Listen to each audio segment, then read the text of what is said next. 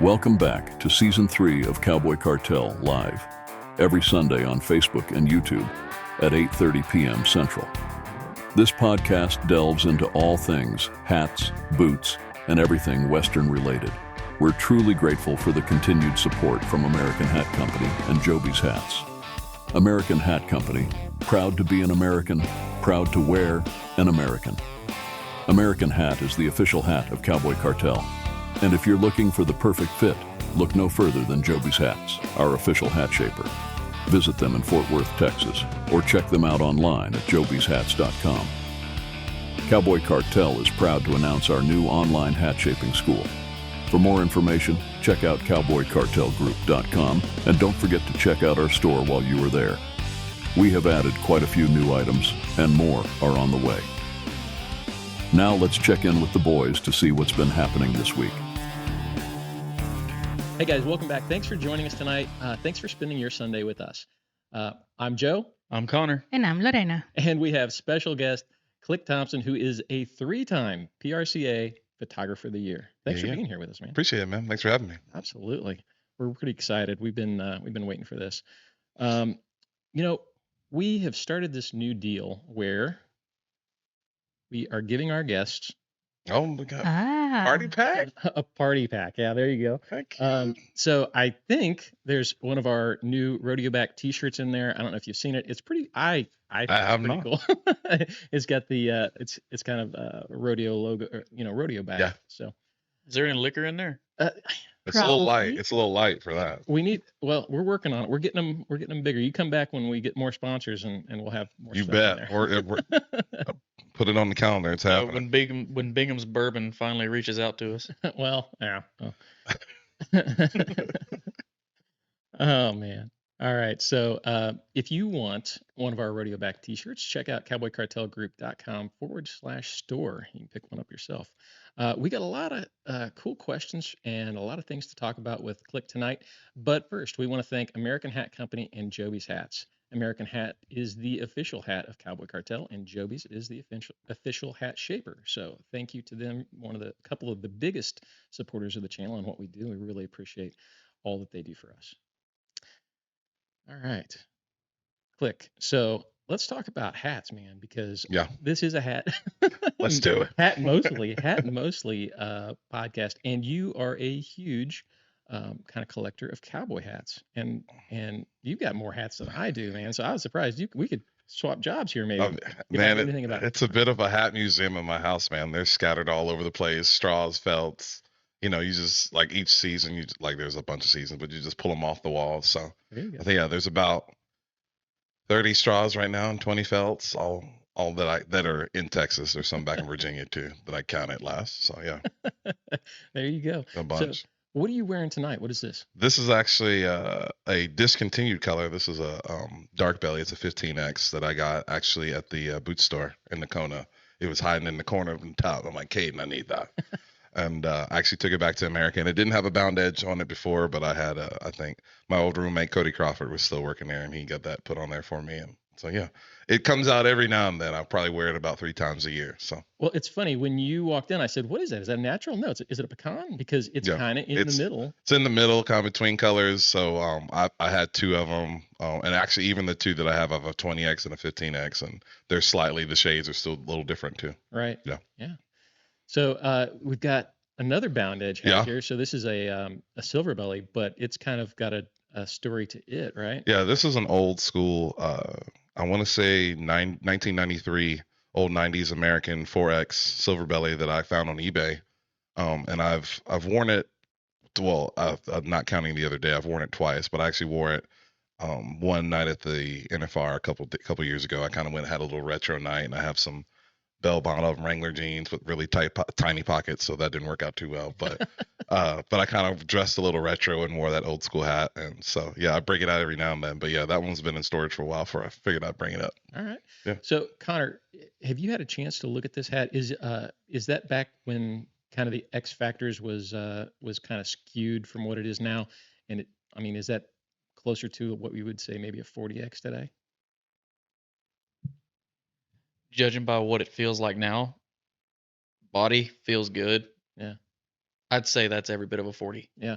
And I mean, that thing looks like it's in fantastic condition. Did you have them do anything to that? No, I mean, that's pretty much how it came out the box. I think the guy who owned it, he had previously got it from a musician that played and toured a bunch in Fort Worth, just through the surrounding areas. But yeah, not a whole lot of mileage. So I think he was a little scared when I told him I was going to bring it in the dirt the first time I wore it. But, Really? But yeah. You know the one thing I hate about this hat already? What's that? The band's in better shape than mine.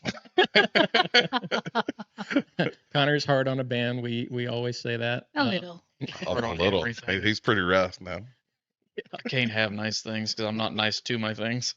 Right. Well, I mean, that's really cool. You can find a lot of these older Americans on, eBay or whatever. Maybe even Connor's favorite Facebook Marketplace, but it's very hard to find them in that kind of condition. Yeah, that one, that cat came with the box that was in really good condition. There's still the actual price, no, not the price, the build tag that you see on the inside of your hats. That came with it too, so that's pretty impressive for sure. Hey guys, someone just noticed. Put that 10 minutes in, because that's the winner. I think I said 10 minutes. All right. Was it Connor? Rich Swick. Is Connor's hat supposed to be on backwards? Connor does everything for the memes. You can change it around now. Yes. There. No. Can you do that looks pretty. Quick head turn? Oh, almost. That was gonna I'll be sit good. here and do it. Oh God. I used to could do it. You're doing it wrong. I used to could. I could just.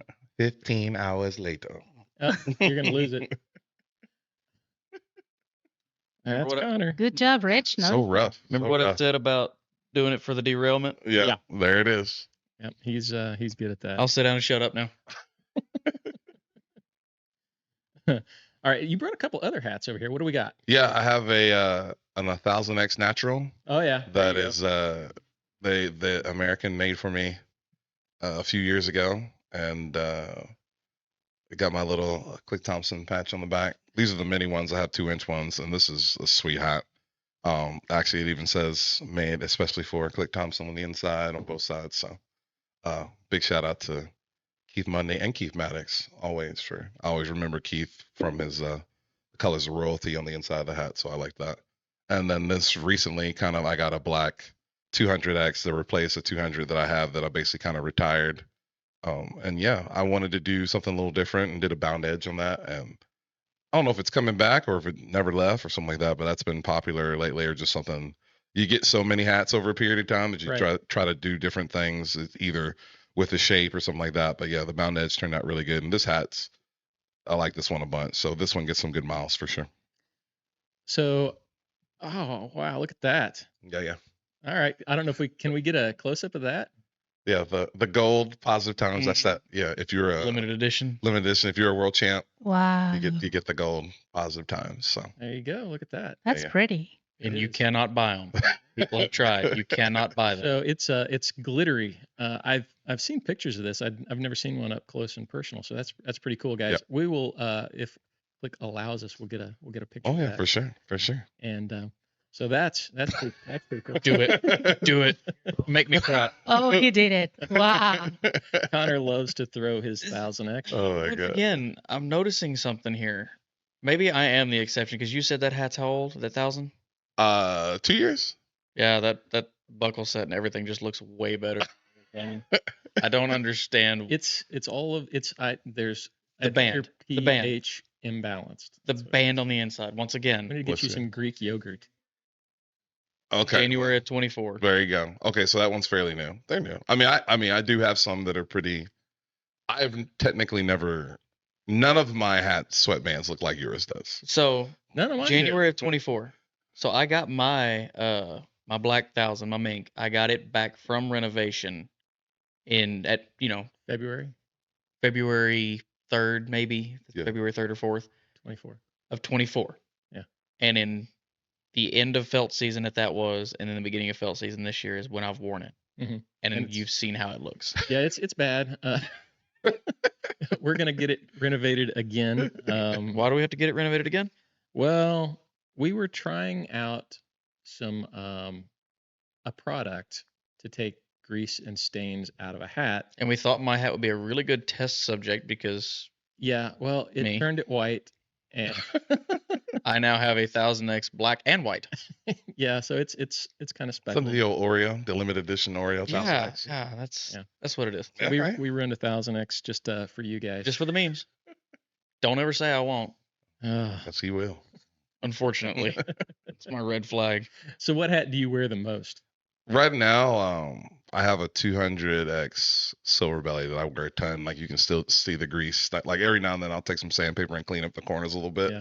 But yeah, you can definitely see where my hands have been. That one gets worn a ton. Like that one, between that one and that black hat right now, they kind of get the most rotation. And then the natural. So probably silver belly, natural, black is kind of my main 3 rotations. And then I have when I'm feeling spicy, I have a midnight blue and a black cherry that I kind of keep on standby There you that go. are the regulars. So So do you? I like I said, not nearly as many hats as you do, but I have a big rotation, and Yeah. I will generally kind of rotate them out, and Yeah. So do you do something like that? I think generally if I'm rotating one out, it'll either be just like, and I'm weird about it. Like I mean, a lot of the hats are pretty high quality hats, so you can get them renovated. Right. But I think when I kind of get one shaped the way I like, I don't want it to change. And I would much rather just kind of retire it and try a new one and move on and kind of have that be. So, if you ever have your day, you put it back on, it still looks the way you want it to. Because I know if I send one off to get it renovated and it's shaped the way I like, it'll probably never come back the way I like. And I have subtle changes and things I like between each hat because I know, it's made from natural materials. So they're all going to move and Oh, yeah. react differently. Oh, absolutely. So, yeah, I kind of just leave them. Like, or if it's a buddy that shaped it years ago, I don't mess with it. So who shapes your hats? Do you have a specific hat shaper, or do you just kind of? Man, I have different guys for different things, but like I know like definitely when I go to Best, all those guys can do what I need to do. My hat shape's not super elaborate. I did one time do a mule kick, so like I know Danny rolls around with that all the time, Yeah. so I had him do it. But yeah, I've had pretty much, other than now Lalo, everybody else in the store has done a hat for me there. Raul when he was there, and then I think he's at Letty's now. He did it. I've gone to Double R and had all those guys do hats. Rags? Yeah. He's at Letty's now? Oh yeah, Rex. He's at Letty's now. Huh, He all right. just started there right before the stock show started. So Oh, we're going to have to go see him then. yeah, he does a good job, and like I've got to watch his hat career kind of blossom. He does really well. But yeah, I've tried a couple different people. I do a little tweaking if it's just I know enough to get it where I need to be and presentable, and I don't look a hot mess. There you go. Yeah. So you don't have to take it in to. Yeah. I don't have I've started some from scratch. Like I'll do a straw from scratch, but generally a felt I won't. I let somebody else do that. There you go. But yeah, like on the summer I might get a straw, or I go somewhere and I have a buddy who just has a new straw, but he just doesn't have any good shapers around. I'll tune it. I got about 2 or 3 good hat shapes in me, and then my tokens are done for the day. So you're gonna have to wait There you till go. tomorrow. So well, you know what, that bound edge is really kind of it's cool. Yeah. Connor and I talked about this last week. My new black hat, I'm thinking about putting like a 9-line band on it, but now I'm thinking 9-line and a bound edge, something just completely different. It'll be cool, man. Yeah. I think too, like when you switch stuff from your norm thing, you kind of go back to that feeling. If you're not a hat person, then you start wearing hats, you got to get used to seeing yourself in it. Yeah. And then, so yeah, when you make a big change, like a 9-line, if you don't have one, you got to like look at it for a minute. And then usually all it takes is for someone to say that it looks good, and then you're good to go. But yeah. Let's talk about your hat patch real quick, Yeah. because this is your logo, right? Yeah, this is my logo. You get me. I always joke that you get me coming and going because it's on the back of my hat and it's on my face. But but yeah, it was. I used to work as a photographer for the Department of Defense, and then I had a coworker who she does logos, and like she was just really good at icons. And I asked her one day, because my logo had always just been my name, Okay. and I asked her if she could do a logo for me, and I'm like, well, what do you charge? She's like, man, I don't charge enough. I'm like $100-$200. So I'll give you $300 right now. And like within a week, she whipped that deal up, and it was different because it was like, it's my face. I don't know how I feel about it because when your logo's your face, you can't get too crazy and act a fool and right. make a scene. But it's been cool, man. Those things are everywhere. Like it's to the point now because I'll mail them out sometimes that people have them and I've never met them before. I'm like, rock on, man. That's awesome. But who'd have thought people want to put my face on stuff? So Yeah, I mean, how old is that? This is my question, because what happens when you change, you get older, and that doesn't look like I you. don't know, How man. old The is beard, I guess, can't go, That's but true. I want to say this is probably 7, 8 years old now. Okay. So yeah. It's holding up. It's Yeah, holding yeah. Holding up. We're, a little bit more gray, a little bit, every now and then someone will be like, "Who's that white guy?" I'm like, Jesus. Who's But but I'm like, it's me. I'm like, no, there was one dude one night convinced. I'm like, that's me. He's like, no, you got to change that. That's not you. I'm like, I don't have time or the bandwidth to explain how this works, but I appreciate your Right. input. We'll look into it. We'll get to it. We'll get with the team. Yeah, I get my team on that right for away. sure. All right, let's talk about your career because you mentioned that you were from Virginia. Yeah. Okay, and worked for the DoD. Mhm. So how did that start? Did you go to school for photography and then get a job at the DoD? Tell The us whole about- deal, the yeah. origin story. So Yeah, yeah, let's kind get of the like origin on the art side, kind of been an art student my whole, student life. Okay. We always did art, and I like to draw a lot. So my mom in undergrad put me in graphic design. I didn't know what that was. She was like, "You're gonna be a graphic designer." I'm like, "Cool." Like she knew I knew how to draw and was handy with a computer, and then like started to learn that space. But then kind of got into photography towards the back end of my undergrad career, and it was just kind of a situation where I was getting kind of writer's block as a designer, but like with a camera, I could create whatever I wanted to. And the cool thing about a camera too is it just one guy says it's the license to steal experiences. And like wherever you can go, you can take a camera with you. And like people are now so used to cameras in general that it kind of is almost like a credential some places, or you get you a little bit more access, than you could normally have. But then it grew on there, and then I shot concerts for a long time. And then my last big boy job, for 6 years, I worked for the Department of Defense, photographing soldiers and helping them get promoted. I didn't do anything internationally. Everything I did was domestically, but we still traveled. At least a week out of every month, I would go to different installations and we do ceremonies, promotion stuff. Helps, we have like when you reach a certain rank, you don't stand in front of a board to get promoted. You have an actual photo that's your physical representation. So I was kind of in charge of doing that, but like all the grip and grin stuff, or the head and shoulders, we call it, where it's the picture with the flags, either before a deployment or when like a guy changes command, stuff like that. So When were you doing that? from 2011 to right at the end of 2018 before I moved to Texas. All right. And so how did you kind of fall into that job? Did you apply? It was my, it's like with anything, who knows somebody who knows somebody who knows somebody. I had actually applied. I had one of my mom's coworkers knew a guy that took pictures at his office, and then when someone sent me from another job, sent me the application, and then I remember when I talked to the guy, I'm like, I think I've been in your building before, and by happenstance it just happened to be in the same place, and then kind of just it ended up working out. I was younger then, so when you look on the application, it says 75% travel. You're like, fuck, do that, we're good, and then you realize like you're gone all the time, and then yeah. I did 100% travel Yeah. for probably a decade, and it's no joke. I was traveling 300 days a year. Oh yeah. It's different when you stop or you do something different, and Yeah. you're like, man, there's a whole lot more time in the day. The year's a lot longer. It's crazy. So Absolutely. It's funny though. You started out in graphic design, Mhm. and I get all of these talented people in here. We've had Joby Jr. does graphic design. Yeah. Jordan does video work and, Yeah. and stuff like that, and you do graphic designs. And here I am spending 2 hours on a thumbnail. I should have you guys doing you your own. need to outsource that deal. If you're spending 2 hours on anything, it's probably a little long. We'll Yeah. have to check the budget. Yeah. Yeah, we got no budget. We are on a shoestring budget. We spend our budget on other things. Sorry guys, for the next month you're just getting me because they're paying me. There you go. There you go. For sure. We I'd be glad to if we could figure that out. This is all a learning game. This is not what we started out Oh, yeah. for, and so It's incredible. it is what it is. It's a lot of fun though, and we get to meet a lot of cool and interesting people, and it's just something completely different. So photography, did you start out? Were you starting out on film cameras, or did you start out in the digital age? In was it middle school? Probably middle school or high school. Like I shot film, and that's kind of where I started. I actually used to hide in the dark room and scare people. And it was just everybody was sitting, and I wasn't Click then. I was just Chris. and I'd hide under developers and stuff. And like you wait till everybody gets comfortable and kind of forgets you're in the room, and then you go. And I'd grab people, and they shut that deal down real quick. They were like, "Listen, we need you guys to focus." But yeah, I started shooting film, and it used to be fun, like unloading the deal in the dark room and having to load your film in the spindle, and feels like you were like the blindfolded soldier trying to disassemble and reassemble a rifle or something.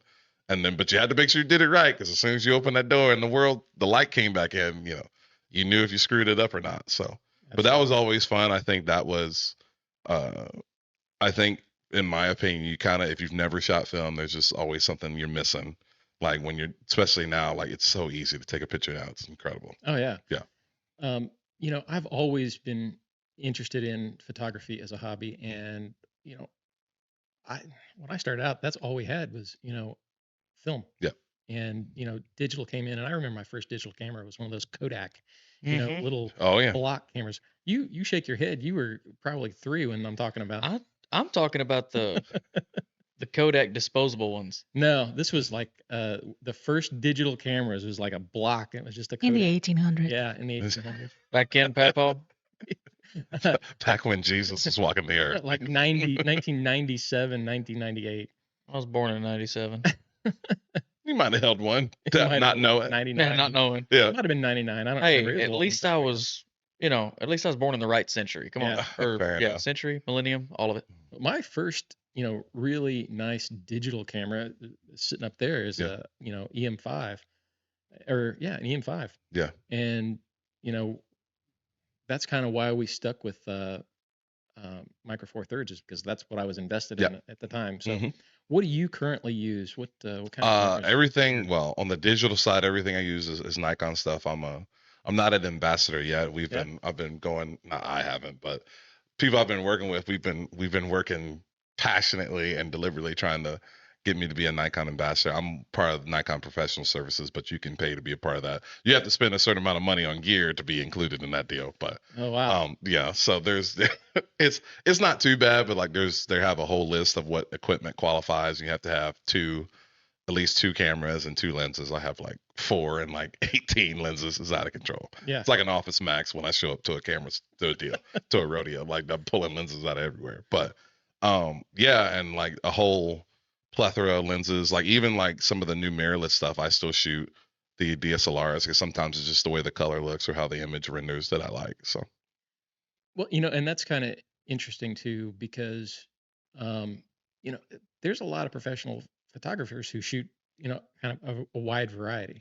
Right? Like David Hobby shot an a Fuji X100 forever. Yeah. As, professional. So I mean, it still works. I mean, you can still get. I think it's kind of like I think about like any classic or well-trained musician. Like they don't play generally something that's brand new. Like that's like take B.B. King or even like John Mayer, those guys that are really talented. Like their guitar that they use is old and it's worn out and it's got like they've become one. Right. And that's the way, like with the camera, it kind of has to be an extension of you. Like, I mean, even like a steamer, like you got the steamer you really like and the steamer you don't like. Same thing with like an element on the stove, right? There's just some that work and does what you need to do. And there's ones that just ain't quite got it. They ain't broke in or broke enough. Well, like Connor's steamer over here. We when we moved from Jiffy to the Fenolio, I can't get him back to the. Oh Jiffy. yeah.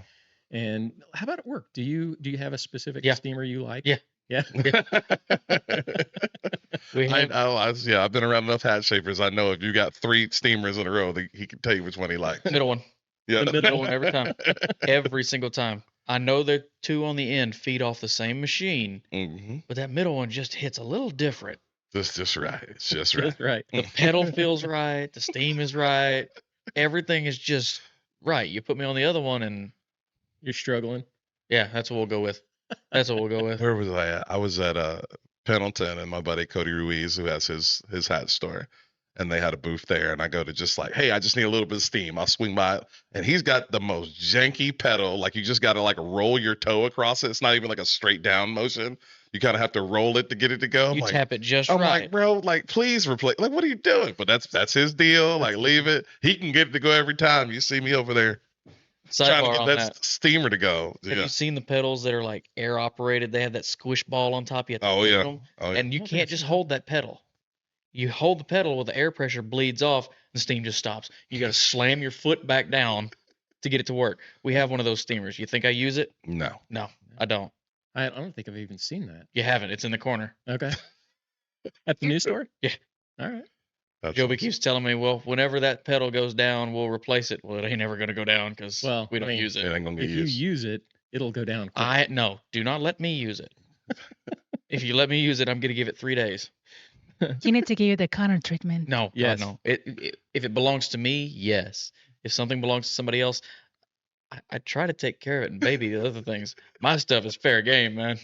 That's awesome. So what's it like? We're back to the normal stuff here. Sorry. So how did you wind up in rodeo photography? And It's oh, dude. Was it kind of like as a hobby, or did you kind of seek out rodeo photography? Oh, Tell us about that. a little bit of both, but it was definitely it was just something interesting to photograph. Like this just goes back to shooting music, or like I think it was weird. I'm kind of like now I'm more open than I used to be, but I was pretty reserved Mhm. as younger. But like when you grab a camera, like I'd hang off a cliff to get a photo. It was the weirdest. Yeah. How I acted with the camera was totally different than who I was, just my natural personality. So like if it was dangerous or sketchy, or I was about it. And like, oh, we can take rodeo pictures. And, it was funny. I went to my first bull riding with my now sister-in-law because my brother married her sister. And as soon as I walk in the room, like you're hooked, other than like the smell of the aroma of the atmosphere. But yeah, it was just like, oh, I was tied into it. And then it was immediate, like, well, how do I where's the next one? How do I, can I just bring a camera? And then it was a situation where I didn't know what I was looking at yet, but my pictures were better than whoever that just strolled up with a camera that one day kind of thing. And then then you just make relationships and friendships, and then next thing you know, you're in a car with somebody driving to this next deal, and you're like, okay, we'll see how this goes. And then where I am today was not a part of the plan by any means. But Okay. yeah. Interesting. Yeah. So I've been to rodeos, and we've tried to shoot in rodeos, and it's pretty dark. Mhm. There's special lighting that they're using, special flashes. Yeah. So is there any special gear that you need for rodeo photography that maybe is completely different than a normal, I want to say normal photographer, but I guess Yeah. you're a normal photographer, but kind of maybe portraits or something like that. Is there different gear? Yeah, I think and it depends on the person too. Like I think there's always a baseline that like I would tell someone, like if I had one to get a camera that is like kind of middle of the pack at least, and then like a 7200. If I was going to send anybody with one camera and one lens, like have a 7200, because more than likely you're not going to necessarily be able to get close. More than likely it's going to be dark. So you need a little bit. You got to give yourself a little bit of an advantage there. But man, I've used all kinds of different stuff now, because after a while it becomes more of like how do you want your pictures to look, or like okay, you kind of plateau in some spots where you're like, okay, I can make a good image, but how do I make a really good one or a great image, or or I've finally figured out this crappy lighting in this deal. How can I now actually make something that I want to hang on a wall or actually want to be able to sell? So maybe that's buying strobes and stuff. And that was for me, like it was, how do I take pictures in the dark?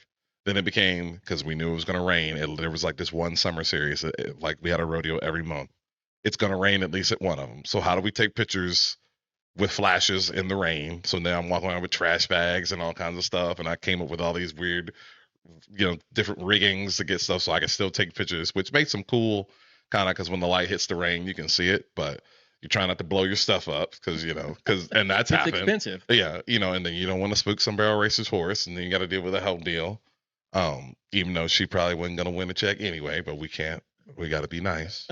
Can't be the bad guy. We don't talk about barrel racing. God love them. Hey man, I make a lot of money off barrel races. Bull riders got money for booze and entry fees. They don't have money to buy photos, but barrel racers, Well, that's interesting. barrel racers always got money to buy photos. It's all about the image for the barrel racer. That's right. Let's bring up some of his photos. And so I never thought about that, because my question was, where are your photos going, I guess? So these are a lot of great photos, and I love the black and white. When I was a kid, I didn't really dig black and white, but now I do. Yes, I know his foot is out of the stirrup. I've heard so many old timers like, "Oh, he's missing his stirrup." I'm like, dude, I can't ride the horse for him. Like, it looks cool. I can't ride the horse for him. So you're selling these photos to the athletes? Yeah, contestants, sponsors. Maybe I'm hired by the rodeo or the committee specifically. Mhm. I do work with magazine companies, so they kind of. It's to the point now where people are sending me, they're like, "Oh, hey, your pictures are here." I'm like, I didn't have a clue. Like, okay, like I got paid for it, so that's what matters. But yeah, no, it'll show up in a magazine. You just never know. But yeah, contestants are, you're always trying to make cool images for the contestants. I always try to give them some variety too. Like, I mean, I think as a rodeo photographer, everyone kind of has their specific thing or what they're looking for, or there's this idea of this is the standard image.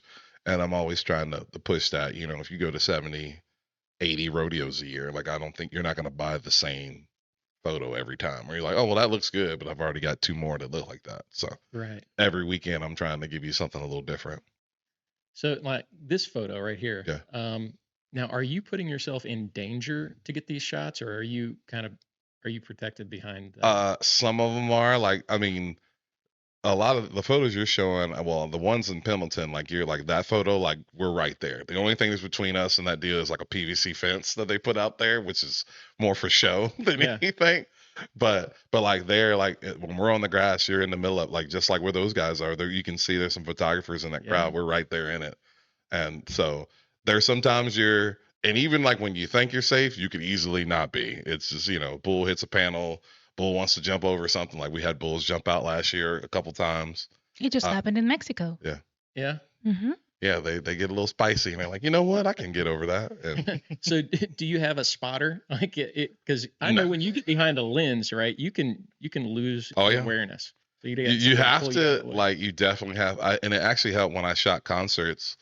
I got better at keeping both of my eyes open, because I would, like, be so hyper focused on the like, maybe the lead singer here, that I'm not paying attention to the guitarist, but he could be doing something cool over here. But if I'm watching him a little bit and doing that deal, then I can kind of. But yeah, like, at a rodeo, you just never know. You could be so locked in, and like a horse throws a shoe, and you don't have a clue where it's coming from, right? Or I was standing in a crowd, and like a bulldogging horse just stepped on my foot, and like, you don't see, it just came out of nowhere. And then next thing you know, you're like, oh, I'm bleeding for sure. Like, yeah, like, that was hilarious that day. But you just never know. You think you're just in the right spot, and then you realize you're not. Or the steer wrestling, like, a guy jumps off a horse. So there's a horse there with nobody on it. Right. Yeah. And some of them stay at the end, and some want to go see the world. And sometimes you're the person that's not paying attention, and you hear people yelling, and it's a little bit too late when you actually like, trouble's happening. Huh, But I wonder what they're yelling at. Yeah, Oh, wait. it usually gets quiet when I'm about to get ran over. Oh. So Have you Yeah. ever been injured? I got kicked by a horse 2 years ago and won a Cord McCoy's deal, where actually I can still kind of feel where it feels tender, but it's just like, I probably had some nerve damage, but I didn't break anything. Had some been squeezed a few times, just in the bad, like, calves or something bump into you, but nothing too bad. I did get wrecked out one time at Tough. Cooper used to do a rope-in on New Year's Day. He got married on like New Year's Eve, New Year's Day, and then he would do a rope-in. Well, the following year he did it. And then my buddy Bus there, Frierson, wrecked me out in the middle of the day. It was just kind of a weird deal. Well, the calf's headed to the gate. Calf comes back. I'm kind of in the arena shooting DMs and stuff, like, not even worried about stuff. And he kind of got a loop on this calf. Well, he had enough rope out there where the calf could get back around me. So when it got tight, the calf's here. So I'm like literally on my phone doing like rodeo fantasy texting girls. And then I hear this rope get tight. And then this calf swings in front of me. Clothesline. I do a whole backflip, lose my hat, the whole deal. Bob Tallman, did you click your heels? I'm like, shut up, Bob. But yeah, and he'll never forget me now. That was the first time I ever met Bob Tallman. I got wrecked out at a roping, but that was a rough day. I think I tore the crotch out of a pair of jeans just setting up. It was just one of those. No bueno. I'm glad it was the new year after that night. So I'm kind of curious as how this kind of process works. Do you print your photos right there and sell them at the arena, or do you just kind of That's the old school way that they, I mean, when I think about like talking about shooting film, like some of those old school guys that shot film, and they would have like dark rooms or stuff where they would develop them and then they show up to the next rodeo with these contact sheets or whatever. Or some guys, they print everything and then try to sell the print. So that you can imagine all those wasted prints that Oh, people yeah. don't buy. That's true. So a lot of times, like now with technology, it's so fast. Like I can download a picture from my camera while I'm still in the arena and send it to somebody. Sure. Or like when I've done stuff for Getty, we literally, like during the American, we'd have drop lines and I literally plug in like a Ethernet cord and I'd send pictures all over the place while we're still shooting. So I mean, you can go that fast. A lot of times, like we'll upload. I have a server, and like a website where people can buy photos online. So I have it set up where you can order prints and digitals and never actually have a conversation with me. That's pretty cool. So, yeah. So you mentioned Getty. So you're using like a stock service. So magazines, they can just buy. Sometimes. So like Getty hired us. It was a situation when I did the American last year for the actual big rodeo, because I also shot like their qualifiers. They wanted, like, I think they were just having an issue with like kind of organizing it, because they've always got multiple photographers coming in, but they wanted to kind of have a hub and someone to kind of organize everything.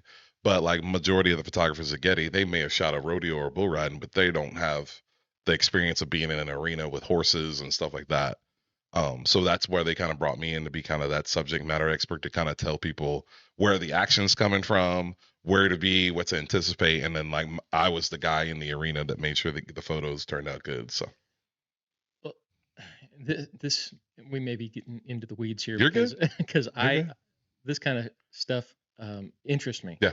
And like if you're uploading it straight to your server, it's raw out of the camera. Yeah. I was thinking maybe there was a lot of processing involved. It depends. It all depends on the situation. Like when I shot the PBR finals, like it was straight out of the camera. Like, and you had to be a good photographer, and you don't got time to like look at what you did. You kind of have to take a picture, check and make sure your exposure is good, and keep it rolling.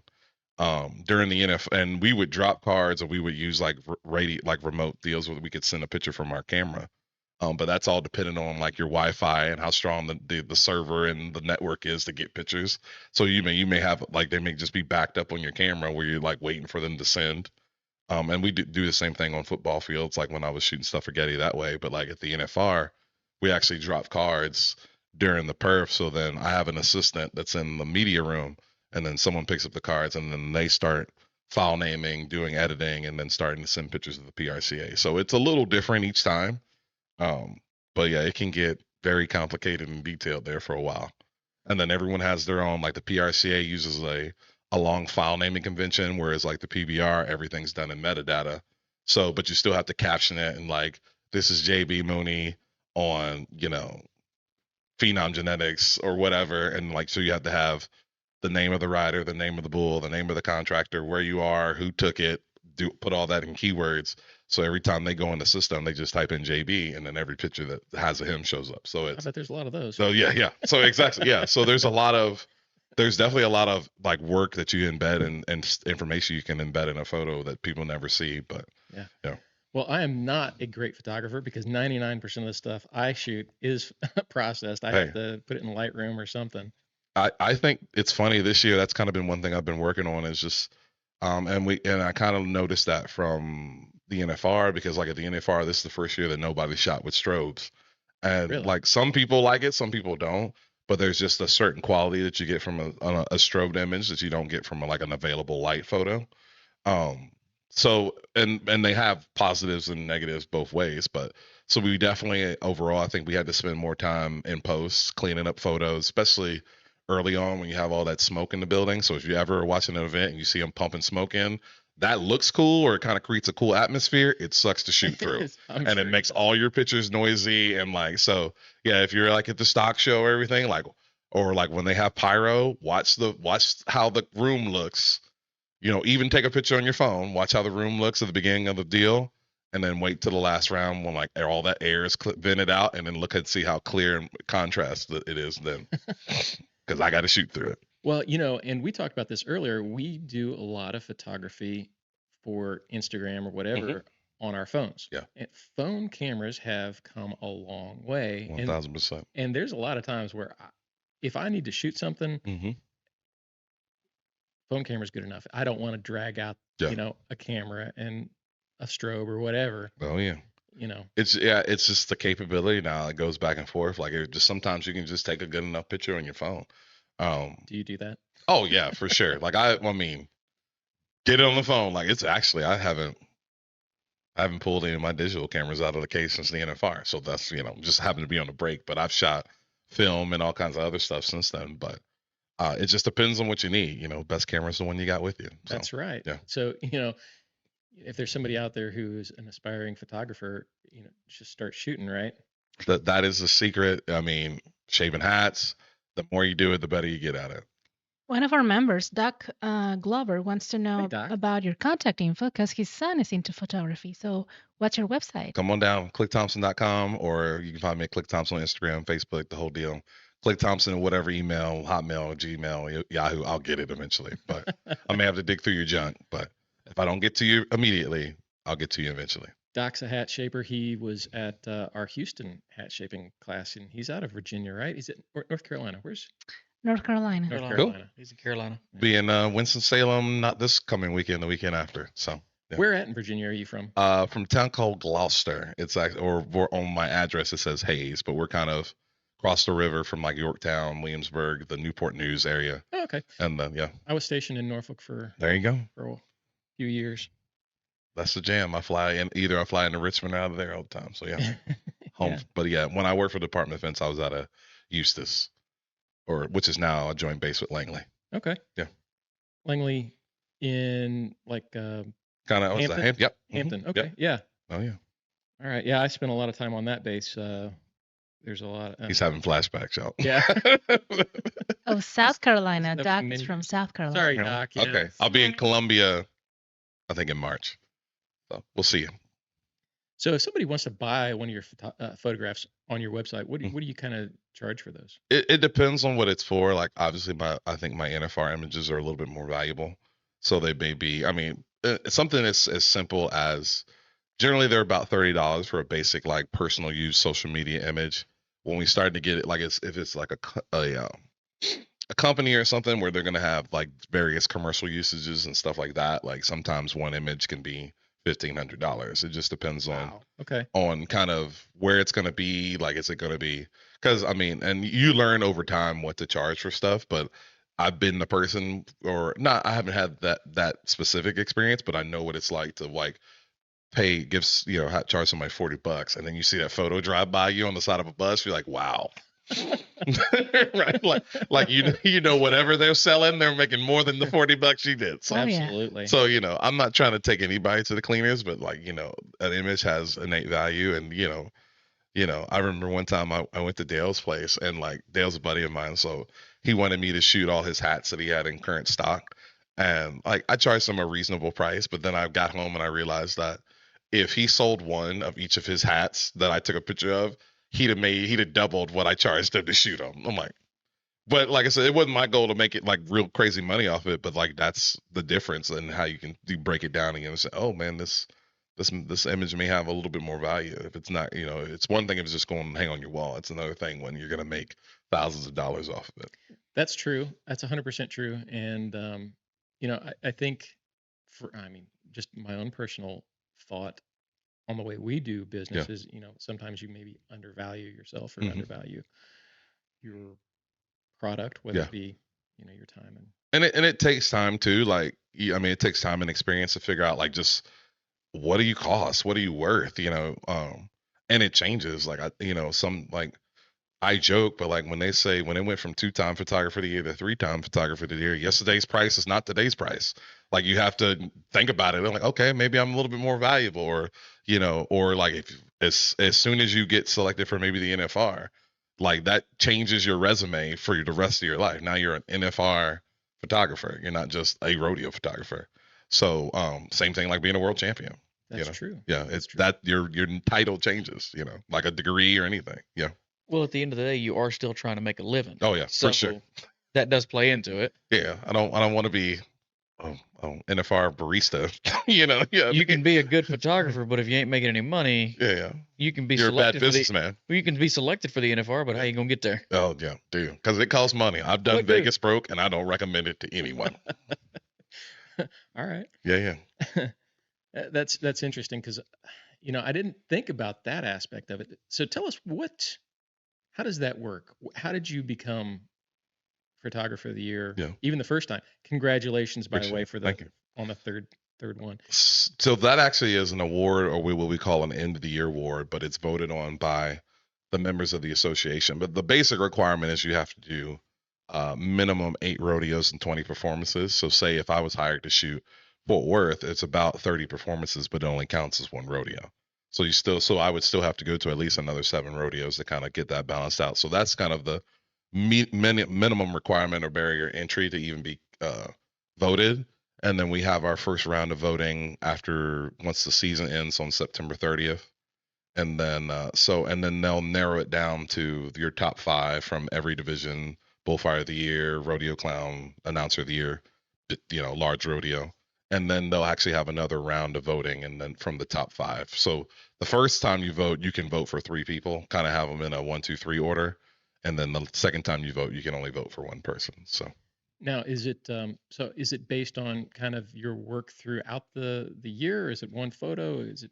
it's based on our work throughout the year and your relationships, and Yeah. because it is a member based association, it's how you interact, and you, in a way, you represent the association. So Mhm. people are kind of voting on you to be their representative in whatever field, and things like that. Popularity helps as well. Like, it's good to be likable. But I think, especially now where there's so many photographers that are really good, you also have to be really good at the thing. It's not just, you can't just be a person people like. You got to be stout and good at what you do. Well, speaking of, being somebody that people like, what is your relationship with the contestants, the NFR contestants, or the rodeo contestants in general? For me, it's always kind of been like a family reunion every weekend. Like, I like to build relationships with people.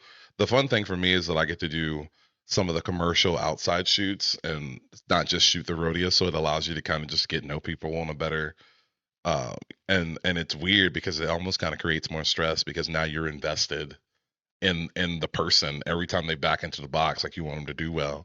And then, okay, that person had a good run. Now the next person, you want them to do well. You're like, well, they only pay 6 holes, but now all 30 of my friends are up here. They got to run. So, it's just, it's been really fun, and I've had a good opportunity to get to know a lot of people and their families, and, and you just want to make good pictures for them. So it's like a family reunion for me, you know, from not just the contestants, but the judges, to the secretaries, to everybody, to the announcers. So, you're always just getting to know somebody new each day, or learning someone else's story. And I think learning people's stories allows me to photograph them better and tell their stories in a better way, or a more personal way.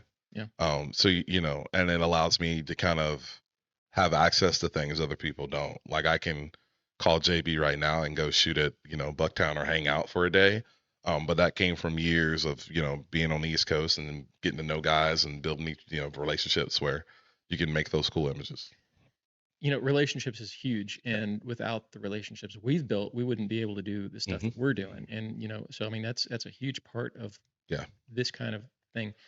Now, do you work exclusively with the PRCA, or do you have any affiliation with maybe like Man, PR or anything? I always say, if they're paying, I'm playing. But like, I always like to expand and do different things. So it's not just solely pro rodeos. I like to go to amateur rodeos or rope-ins.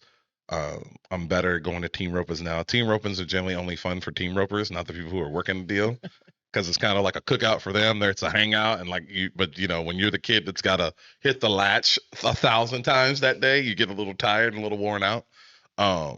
But I bounce around. We're starting to kind of dance and mingle into the cutting and reining world a little bit, because that's a whole nother ethos and demographic of people. And they've got money, so that's always good. And they like to spend money, but and it's cool to kind of be the outsider a little bit, because maybe there's things that you don't overlook, or there's just things you're not used to seeing. And they appreciate those images as well. So bounce around. I even do some stuff not rodeo related. Occasionally I shoot a wedding. That's like my best kept secret, but I do a few of those I do a few of those a year, or now I officiate a few a year every now and then too. So my schedule, even when, like the pro rodeo season stops, everyone gets married from like October into November. So then you end up with weddings through that period of time, and then next year you're back at the NFR. That's interesting because I had a question about that. Mhm. You know, we were talking earlier, and I like to shoot. And you know, when I go out just for my own Mhm. personal enjoyment, you know, we'll go on a hike or something. I'll take a camera, Yeah. and I like to shoot nature photography. So, what do you do for fun? Is this fun for you Oh yeah. still, or do you have kind of a hobby side that you like to go out and shoot something specific? I always like to. I'm big into like a palette cleanse, but I like kudos to you for doing nature photography. That's the one thing that I just don't like. I love looking at those images. I do not have the patience Really? or the eye for it. Like I think nature photography is the one thing that like when I'm driving down the highway, I see some beautiful stuff and I'd rather just look at it than stop and get out of the truck and set up the whole deal. Because I know if I get in the weeds of it, it'll be a 2 hour delay for this one picture that might be good. I'm just like, but I love looking at stuff. I go into like people's houses and I go like every hotel you've ever been to, there's always great landscape photography. It's just not my jam, but love doing portraits because it's psychological and you interact with people and you're trying to capture the person, which sounds simple, but you're trying to convey who they are through that single image. So sometimes, it may take an hour, or I've even tell people like, hey, I want to take a picture of you, but it's going to take 2 hours. And they're like, well, what do you mean? I'm like, we gotta get there. Like, how do you break down the walls and get to know someone? And You got to get them comfortable. yeah, right? you got to get them comfortable. And there's all kinds of tricks to like, I was telling the girl the other day, it's like if you've never worked for like the first 30 minutes, it's like the camera's brand new. We just met. It's just this awkward kind of blind date deal. So there's ways to kind of like, so the thing I always do is like, sometimes I may help like adjust her hair. And now immediately she's allowed me to get this close to her. So now and she comes, okay, this person cares about how I look. They want me to look good, because that also saves me time in post. I'm not trying to move a hair in front of your eye or something like that.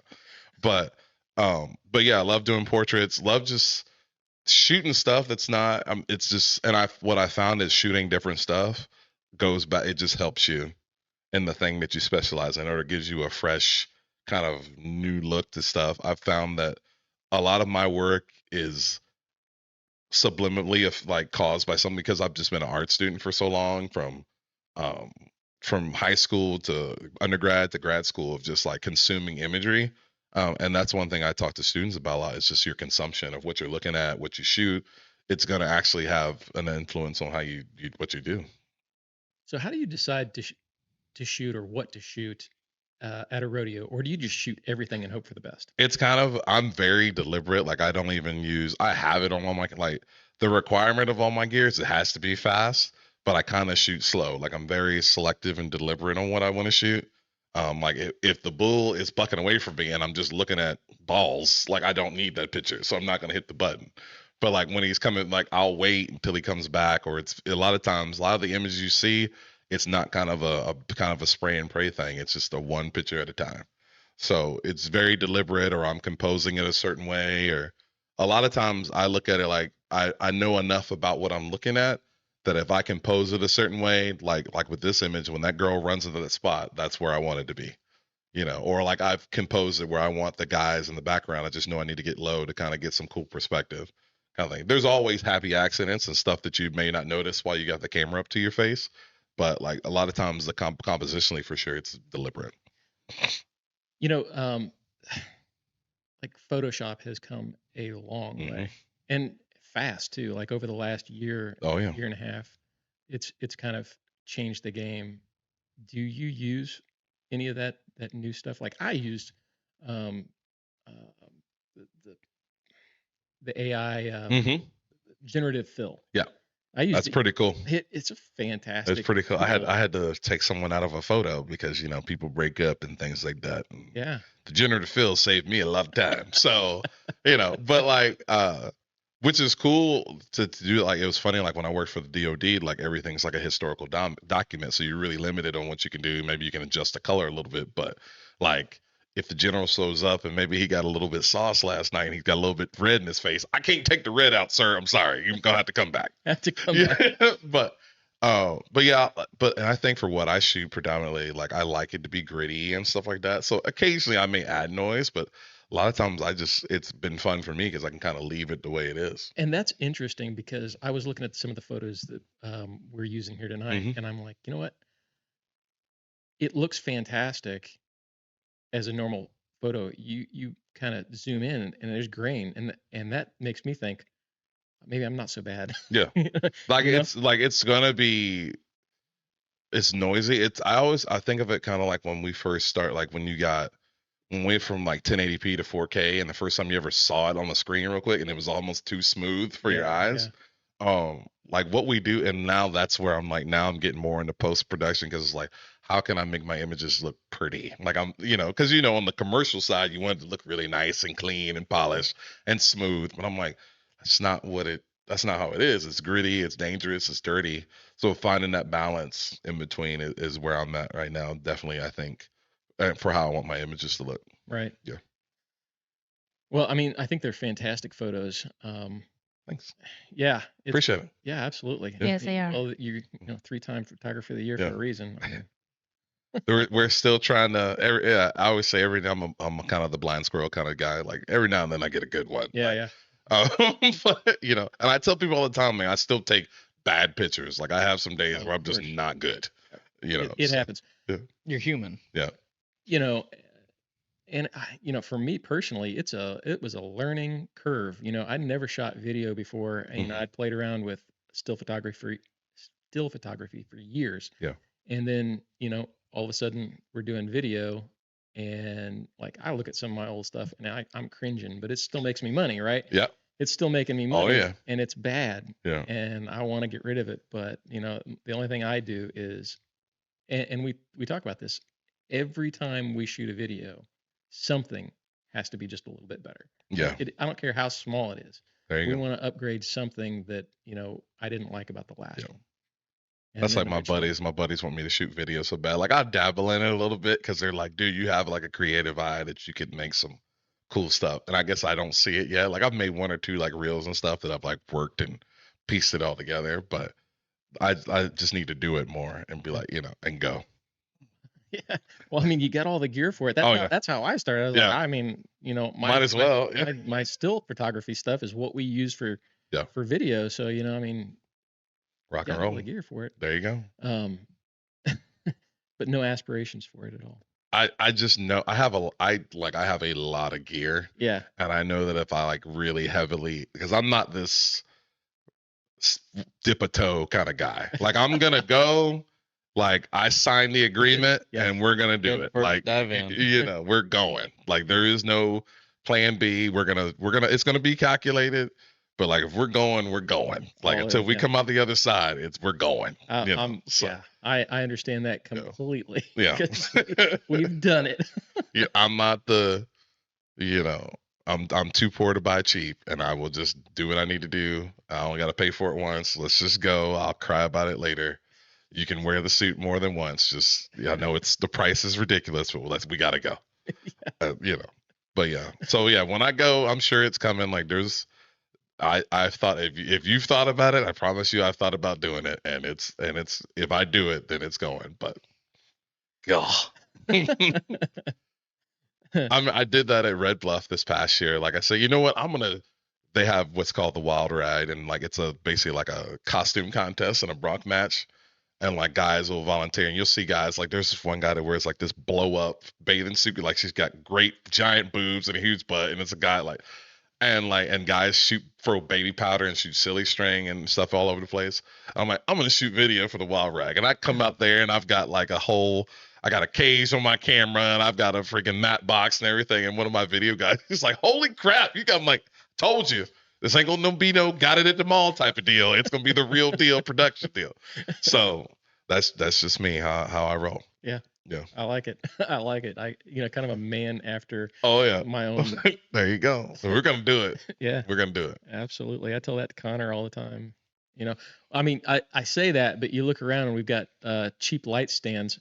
We've got, expensive ones over there, but these kind of fit better in this Hey, they small fit. space. There you go. There you go. They can't see the duct tape. It's fine. That's true. That's true. I went to Mexico, and when I came back, there was a box out there, and I'm Yeah. like, "What'd you buy?" And it's another stand, and I'm like, "We already have one." We said, "Yeah, but it was little, You know. it was not working It right." was Yeah. janky. And We I don't even said, use "Just the put ones some we have. So no, it's Connor's new mic stand. So tape around it." Yeah. I said, and he said, "No." well, There you we bought a cheap mic stand to start with, and then we upgraded them, and Mhm. then Connor has to use that when we have a guest in here, and Yeah. it was always falling in on him and Mhm. stuff. So I just upgraded him. I mean, it'd keep him, happy.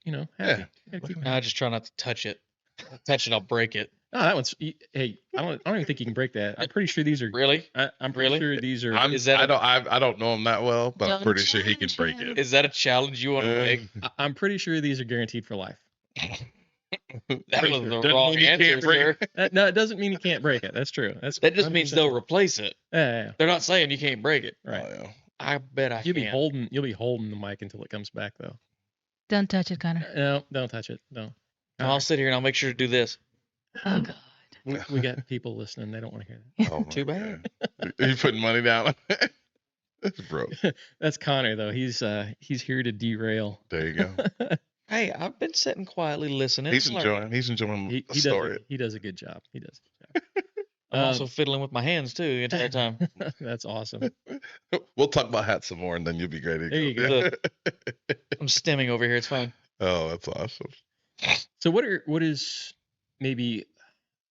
some of your favorite photographs that you've taken? Do we have some of them in here? If you can find it, there's one I took of, I think it was 2018 when Jose Vitor Leme shakes Just Locks with Hands. That's probably like one of my most epic, or it was a photo that I was just proud to be there, to be the person that took the photo.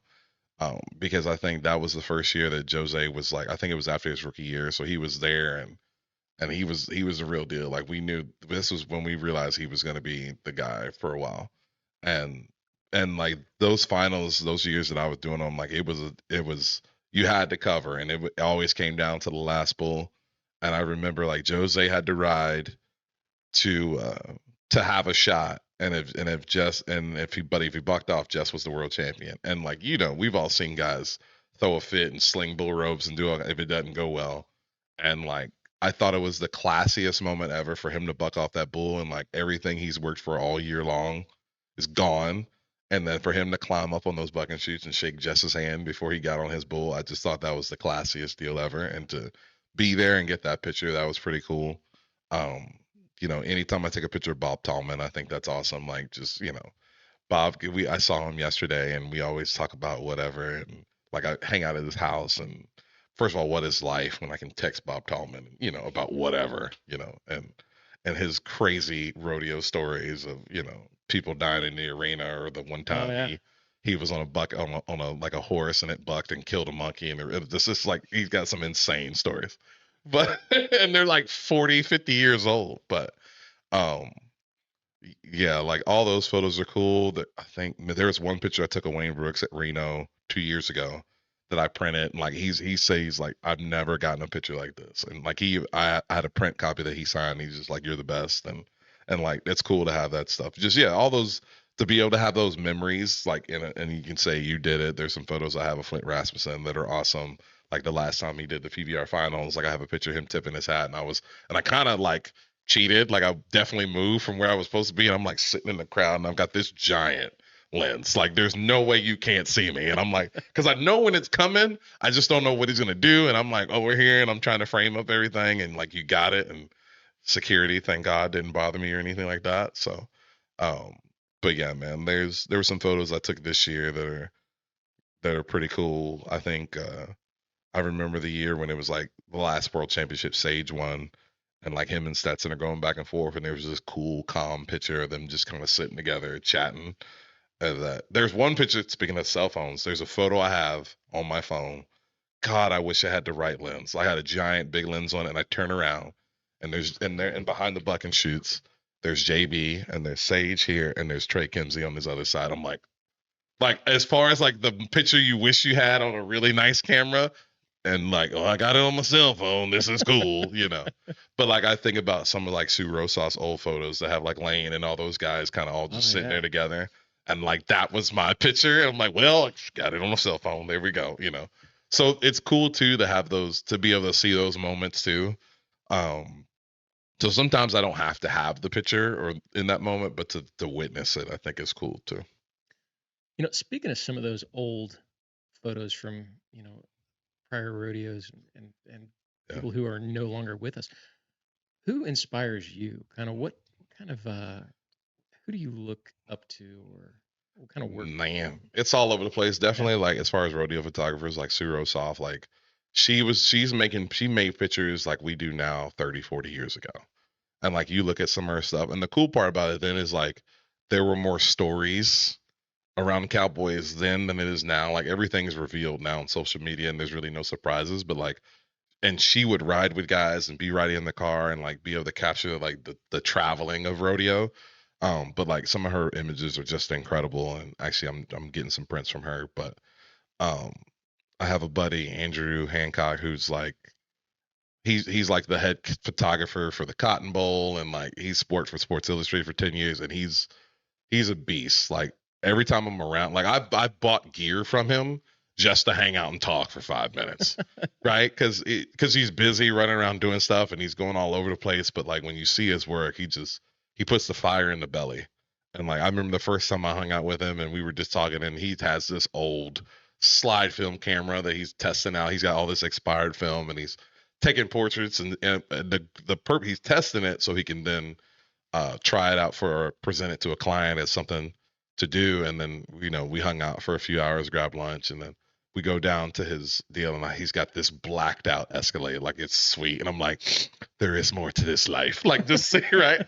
You know, so I'm like, but like just his whole, and he's a super nice guy, but passionate and an incredible photographer. My buddy Leo Loera, who's a local guy here in Fort Worth, he does a lot of Mexican rodeos and stuff. And I cuss at, well, I used to cuss at Leo because like you wouldn't see anything from him a while, and then he'll post this banger just on like a Tuesday, and I'm like, and then so I'll cuss him out, and he's like, why are you cussing me? So now whenever he posts a good picture that's like pops up, I just send him bad words. That just send it, you know.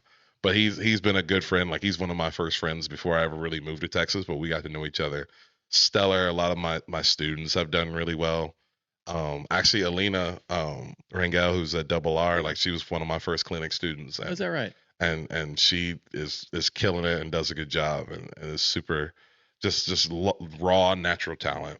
So you're doing clinics then? I've been doing clinics now for 4 years. I think 4 years now. I usually do it used to be I do like 4 a year. Now I'm doing 4 before like April. Yeah. Because I'm starting to do stuff with the World's Toughest Deal, and but yeah, continue to expand and educate. And as I have a buddy that says one day you're gonna suck at your job, so you got to find ways to continue to add value and how to diversify and expand and lead.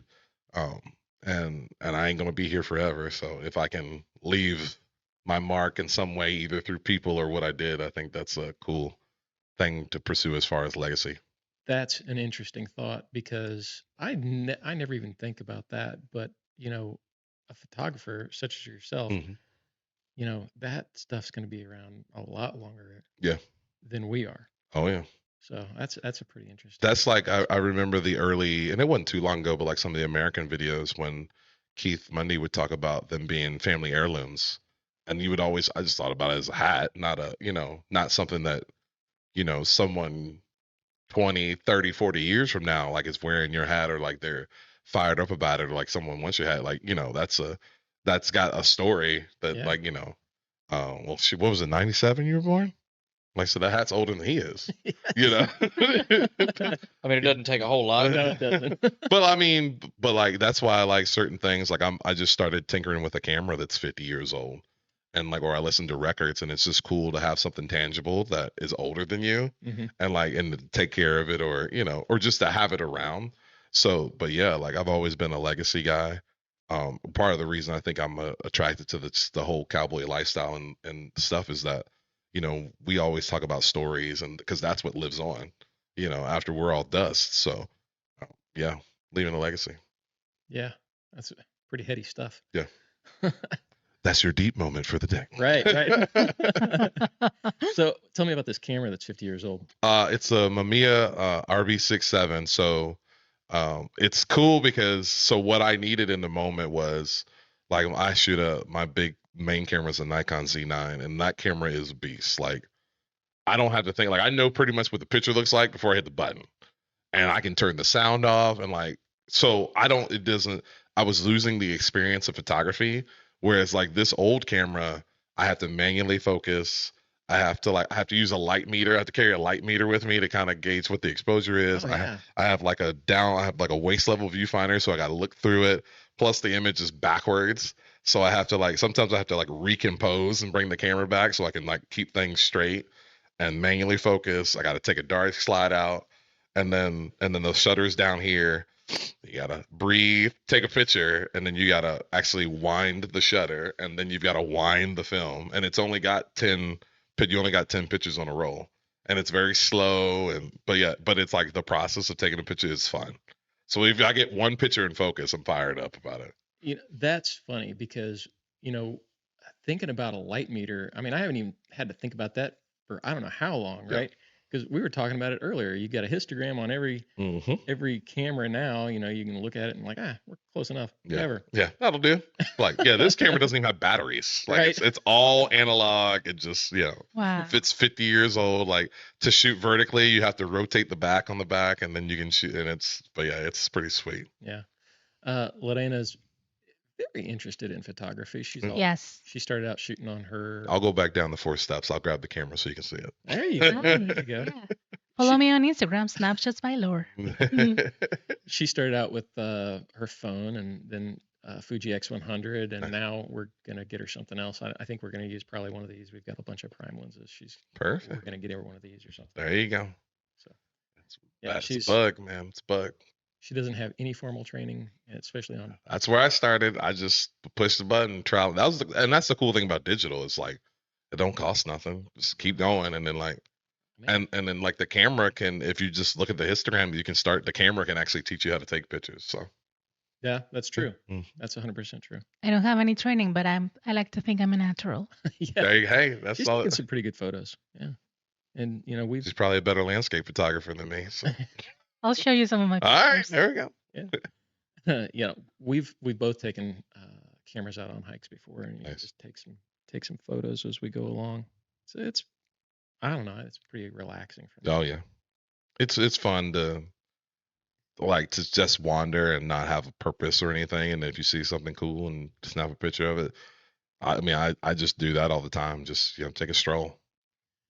So. In your clinic, what would be your number one tip for an aspiring photographer or somebody who's trying to gain a better grasp of photography? If you are under the age of 25, be patient. Yeah. And just take more pictures. You don't have to be. It doesn't have to be great. Especially at a clinic, which is a learning scenario. The goal is not to take that picture that's going to make you famous the rest of your life. More than likely you're not going to do that. We're here to learn. Try the stuff that doesn't work, because sometimes the stuff you don't think works. That's why I always talk about gatekeeping. I try to guide people, not teach them my way of doing it, because a lot of times a younger kid just thinks of a more efficient way. I'm oh crap, I can probably do that. Right. Or when I'm looking at people's pictures, I tell them I wish I had a sticker for it, but I'm Click Thompson is going to be stealing this idea. And I'm letting you know now. So when you see this picture in 6 months and it looks like the one you took today, I'm just being honest with you right now. Or just I had an assistant who's awesome. And one time she packed up my case, and I was fired up because usually I would have to tell someone and she just kind of did it naturally. But then I opened it later and I looked at them I wouldn't have put that there. But then, which is funny because when I have send a bag through TSA and then it comes back and they've guys, I could put a diagram on the inside of this bag and you're still going to get it wrong. But, so there's a lot of square peg, round hole people at TSA, but they just can't seem to pack a bag the way they pulled it out. But yeah, I think one of the things I used to say is gatekeeping allows for rediscovery. And sometimes, you know, the younger kid finds a better way to do it. And you're like, all right, I'll make a note of that and things like that. But yeah, just for just new photographers, take pictures. Like, it sounds like the most boring thing. Take pictures, because you'll be surprised if you start in January, you can take a bunch of pictures. By June, it's night and day. Night and day. I'm of the opinion, or I guess I follow the model. Just take as many pictures as you can, and I'll shoot 5 stops in either direction to make sure I get make sure I get one. One of them's gonna be right, or we'll just do a smash them all together and make a composite, and I'll get everything I need. Yep, that's how we work around here. That works. That works. But then I have to show up to the rodeo with 5 cameras all set up to try to get them all different, and then don't tempt me with a good time. I'll do it. You know, I don't shoot a lot of still photography anymore because we're in video mode all the time. So when I do break one of these out for like a macro shot of a buckle set or whatever, it takes me a while. Take you a minute to get recalibrate it. Yeah. That's why I just shoot a bunch of them. There you go.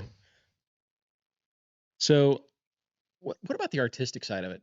Now, you shoot amazing photos, and what is your artistic process, I guess? I think it's funny, like, if you ask a lot, especially some of the older photographers, I'm the artsy guy. Yeah. Like, because you just don't know.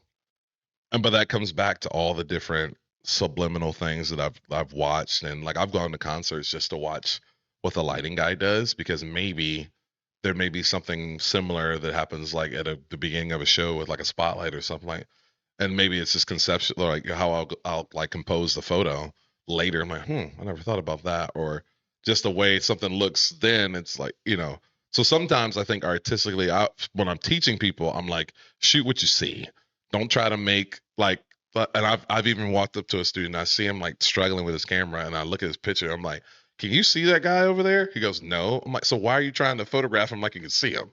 Like, it's dark. Like, don't try to make it look like it's noon. Like, what if, and then as you get used to once you can kind of document what you see, then you can start to push it. And like, I can make it look a little bit darker or make it a little bit lighter, because you got the baseline, and then you can kind of go from there. But yeah, so sometimes I may be in a very dark, moody kind of, like, I just finished it actually tonight. I posted a whole series from the NFR. I did like a specific post on every event, and everything was in black and white. And it was because, when you think the NFR, you think about the yellow bucket shoots and all that stuff. And I said, how can I, kind of have more of a nostalgic look or a more retro look with the black and white, but still have modern day stuff. And I think it was a cool exercise, because it was cool to see how many different angles and stuff I shot over those 10 days at the different events, and which ones I did better than other ones. And like, okay, that tells me I need to try a little bit more. Like, if I found myself using, maybe I took a bunch of similar looking steer wrestling photos, like, okay, well, I know in the future, okay, how can I shoot this a little bit different? Not necessarily to redo this, but just continue to kind of have variety as well. Yeah. We're going to open it up to questions here in just a minute. Come on down. You got questions? Yes, I do. Yeah. Oh, perfect. All right. People want to talk to me. Yes. There you go. Well, they say congratulations on the award. Thanks, friend. Travis Williamson says, love this show. I have learned so much. Wondering what panel thinks about consolidation in Western wear hat makers. Western wear / hat makers. Arena Brands, for example, and the boutique retailer of hats, Kimosabi in Colorado. And that's a question right there. Camera? There you go. Yeah. I'll let Connor answer that one, or Click. Okay, one thing at a time. I heard like 6 different questions in there, and the ADHD is not letting me focus on any of them, one at a time. Consolidation of brands? Yes. I mean, Western wear / hat makers. Yeah. I mean, a consolidation of brands it can be good. Yeah. It can also be chaotic and lead to a lot of issues, whether it be quality, quantity, anything like that. As far as talking about Kimosabi, I've only dealt with his stuff once or twice. Yeah. Didn't they just open something up in the They do sometimes. I think usually around Christmas they do a pop-up. Okay. There in the stockyards. Well, I remember when I worked in FR in 22 in Vegas, his trailer wasn't far from where we had our trailers. Yeah. And I didn't know who he was at the time, I didn't realize they went all out with their hats and stuff. Yeah, And they're they've kind of big on that. they've had some people. I've had some people bring in when I was working at the other store. I've had some people bring in some stuff that they got there, and I was like, oh, okay.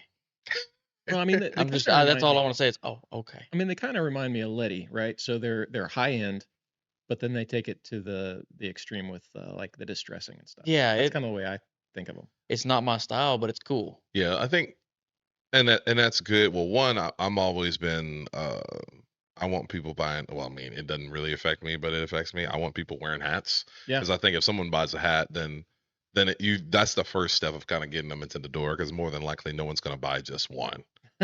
So Right. you know, how Not can wrong. we? I mean, and everybody's got their own thing, man. I've got some flat brims that hang on the wall that I've tried some weird stuff with, or some weird shapes. Um, and then I have like some really classic traditional Western looking cowboy hats. So, but I'm more of a kind of, I like a bunch of different stuff. I like to collect them and have them, and I like to just, they're good decorative pieces along with just a piece of apparel. All right, But they're good conversation starters oh, as well. 1000%. Absolutely. And like you said, with consolidation, I think when you're doing when stuff is, it's really about, it gets chaotic sometimes when you have brands that don't necessarily know what they are or what their message is, and then they start to kind of intertwine with other stuff, and then you're like, well, I went to them for this and I come for them for that, you know. I think I prefer when brands do their thing and really focus on making a good product in that realm, and then if someone else does something different, like, it's okay that they get some of that, because I know if I want a really good hat that looks like this, I'm going to come here for it. So True enough. I got a question for you. Mhm. Who is your favorite rodeo star? I guess. Ooh, man, they're all my friends. and- I was gonna say you're about to They're all my upset some friends. people. I'll tell you a story that, like, I get super fired up every time I see, is Sarah and Martha Angeloni, because they're from Virginia, and I've been photographing those two since they were like this tall. All right. So, like, I just remember the moment when Martha won her world championship, and I've known her for years, and she walks up, and I was the person that took the picture with her saddle, and she never said a word. She just walked up, I smiled, she smiled, I gave her a big hug, and we took that photo, and like, that's an image that I just really cherish. And to be there, and, like, you know, to be one of the few that have made it, so to speak, from Virginia. I think, like, anybody east of the Mason Dixon, like, there's not a chip on your shoulder. Like, this the whole Pringles can. Like, we're doing everything we can, and we're like more than likely the 1% of the 1% that can go and are willing, because that's the other thing too, is like, you know, life happens, you have kids, you do all this kind of stuff. We all know somebody that, you know, they probably could have been pretty dang good if they left the house, but they just never did, and it could have been for various different reasons, not necessarily anything negative, but it's super rare for us to come and do well in the Western space. So Oh yeah. every time I see any of the homies from Virginia, North Carolina, South Carolina, just that area, because I spent a lot of time there, that are over here killing it, I got a special place in my heart for them, There for you sure. go. Another question we have here. What's the biggest mistake you see when someone is just getting into photography? Oof. They try to do well. I think it's, especially with, like, take Photoshop, they're doing too much. Like, just keep it, like, as the Kiss message, keep it simple, stupid. Like, you know, every time you see that first time you discover filters, and like the person's got to put 15 filters, I'm like, whoa, like, I've never seen dirt that color. Like, are we on Mars? Like, what are we doing?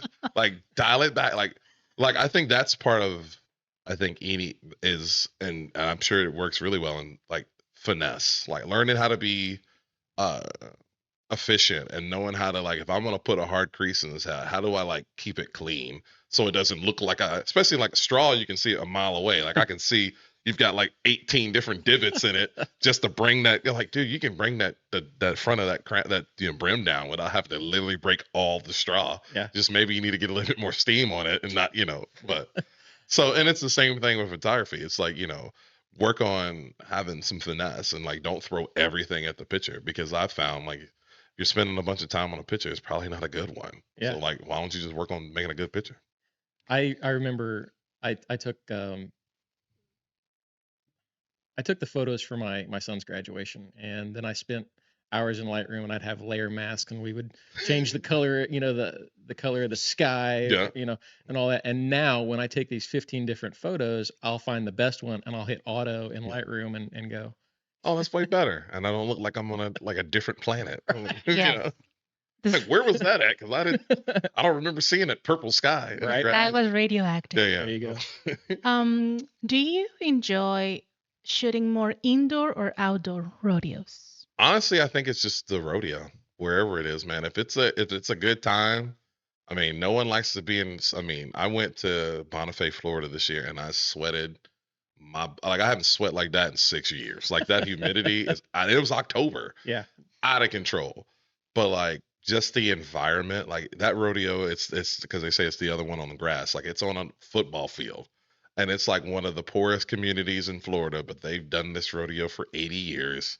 Like anybody that's got a horse can be in the grand entry, so it's already like you just don't know. Like you see people their horses have no woe. They just come in the deal, and they're trying to like this. It's like a whole serpentine deal, and you'll see some girl. She's got a nice, pretty top on, but her horse is just, So the pickup men got to help people get their horses stopped and stuff. So yeah, but like I went to like Denver last year. I ended up getting to shoot the National Western by accident. Like I was in the crowd having a big old tall course, and the photographer gets hurt, and I get a phone call. Hey, you ready to go to work? I'm like, what? And it's funny because when I come in the arena, I look like just a fan who just took the wrong turn and ended up in the deal. I'm like, oh, that's not.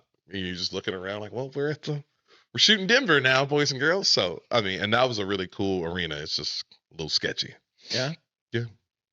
Interesting. Did you have your gear with you, I guess? I did because I came, but I just grabbed the other guy's stuff because he was shooting kind of some of the same stuff I was using. So I didn't want to mess the formula up too much. And just say, we'll rock and roll. And there you go. I mean, that's pretty cool that you can just go. Yeah. I mean, that whole story is insane to be like, I was the guy that got pulled out of the crowd at the National Westerns to go shoot the rodeo. I'm like, that's nuts.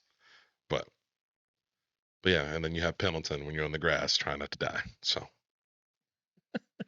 Lara St. Jacques asks, who's Click's favorite photographer? Oh my God. Saint Joaquin, get off the deal, man. My favorite photographer is me. But it says to wander west with. Oh yeah. Oh well, then it's her. It's Laura. That's my favorite photographer to wander west with. So shout out to Laura St. Jacques. She's one of my fellow rodeo photographers. I stay at her place in Reno with her dog, her corgi Ralphie, who literally sits at the step of her RV when I'm like waiting for me to get up every morning. So, but yeah, nice. Appreciate you. And to all my guy friends, stop hitting on her. She's got a husband. All right. Beef Wellington asks, is there a doctor in the rodeo? Is there a doctor in the rodeo? Yes. I mean, maybe he wants to know in case someone gets hurt. Oh yeah. It was funny. I took EMS on stage. I took a buddy to a bull ride, and like his first time, like he's new. He was my tailor. He did my whole suit for the awards make with the NFR, and like he's never really been around it, but he's super interested. And like there's a lot of people he can potentially have clients, and he's watching the big screen. This bull rider gets stepped on, and he hears, "We've got our sports medicine team." He's like, "Sports medicine? He needs a hospital." I'm like, no, he's fine. He just stepped on his leg. He's walking to be good. But yeah, we always have a whole.